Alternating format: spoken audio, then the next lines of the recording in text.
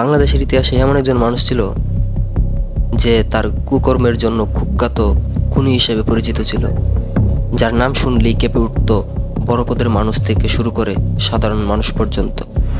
এরশাদ শিকদার এই নাম শুনে নাই এমন মানুষ কমই আছে বাংলার মাটিতে। চট্টগ্রাম বন্দরের নিয়ন্ত্রণ, রাজনীতি আর খুন সবকিছুই ছিল তার হাতের খেলা।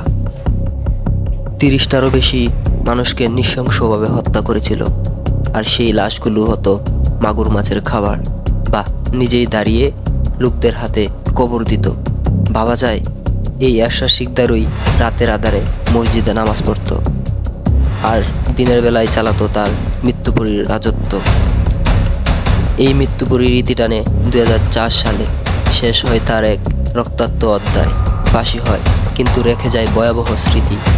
তো হ্যালো গাইস, ভিডিওটা যদি ভালো লাগে অবশ্যই একটা লাইক এবং একটা শেয়ার করে দিবেন, আর এরকম ভিডিও দেখতে চাইলে অবশ্যই কমেন্ট করবেন। ধন্যবাদ।